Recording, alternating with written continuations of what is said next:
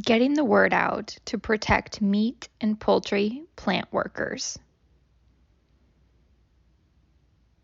In the face of an infectious disease outbreak without a vaccine or any known treatment, communicating prevention messages is critical to slowing down the spread of the pandemic. Recommended protective measures like social distancing, cloth face coverings, and frequent hand washing are the same for everyone. But some people face more barriers when it comes to taking these actions, and some are harder to reach with the messaging.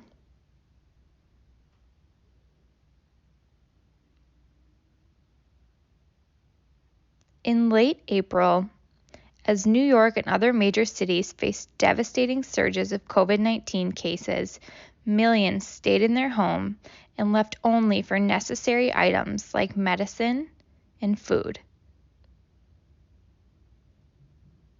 But the pandemic also reached beyond the cities, to the small rural towns, where much of the food gets packaged. Meat and poultry plant workers continued to go into the work where social distancing was a challenge. Outbreaks in meat and poultry plants could affect entire towns. And some of these towns are in areas where healthcare services and testing are already hard to access. Maggie Silver, a health communications specialist at CDC's office within Fort Collins, Colorado, recalls seeing an uptick in cases among workers at a leading beef processing plant nearby in Weld County. The plant closed for 10 days to put a hold on the spread of COVID-19 within the facility, and to try to come up with a strategy to reopen and stay open as the federal government announced that food production industry was considered an essential service.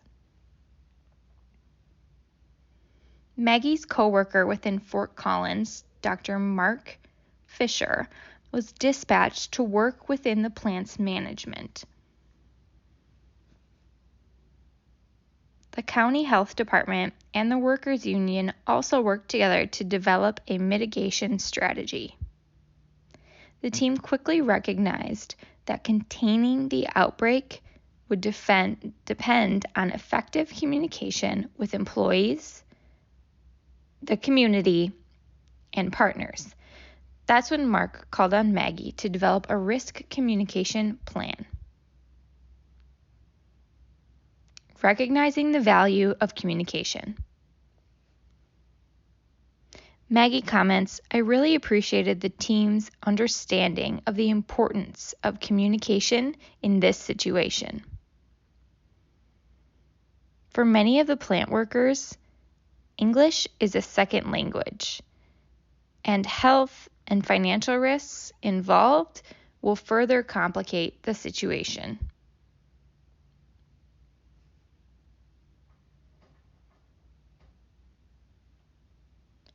Getting workers safely back into the plant and maintaining the food supply required communicating messages that would promote behavior changes among workers and supervisors. In 2 days, Maggie developed a risk communication plan for the plant and got buy-in from the company and county health department. That included main prevention messages and outreach strategies such as texting workers, posting signs around the facility, and sharing messages through their trusted sources like the union and other community organizations. A few weeks later, a CDC team deployed to Pierre, South Dakota, and they asked Maggie to support their efforts.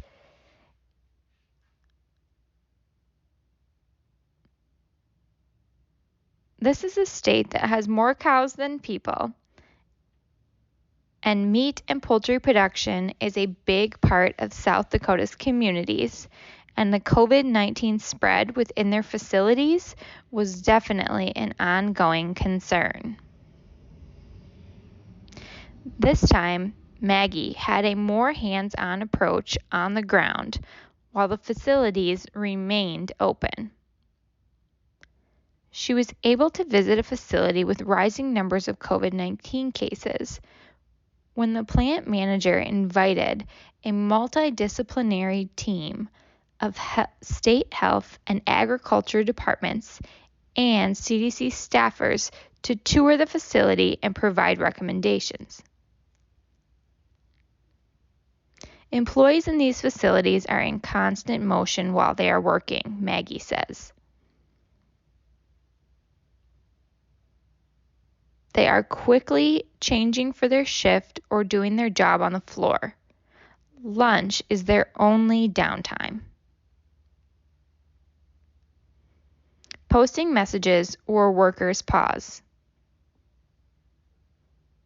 Maggie recommended placing signs with prevention messages in areas where employees might pause, for example, in the lunchroom, near the time clocks, and in the bathrooms, and suggested sending reading materials home with the workers. She learned that, as in Colorado, the employees and members of the surrounding community come from many different ethnic backgrounds, and many speak and read limited English.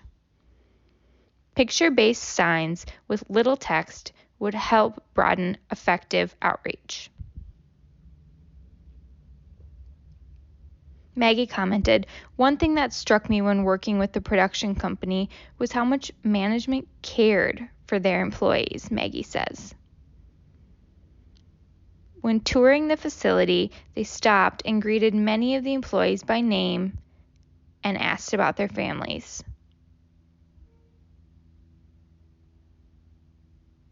They were very concerned about the health of their workers and of the community. The risk communication plan that Maggie developed for these two companies has been adapted and used in other meat and poultry production facilities. Strong partnerships and tailored risk communication messaging continue to be essential tools in protecting workers and their communities.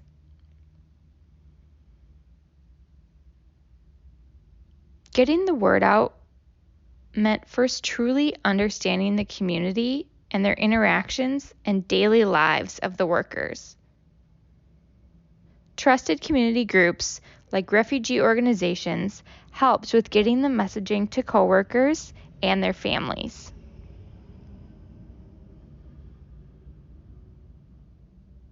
The first step to coming up with any plan to support these facilities is to get to know all of the partners involved and their roles and their goals. Maggie comments that workers, unions, community groups, health departments, and facility managers all play an important role in keeping these facilities open.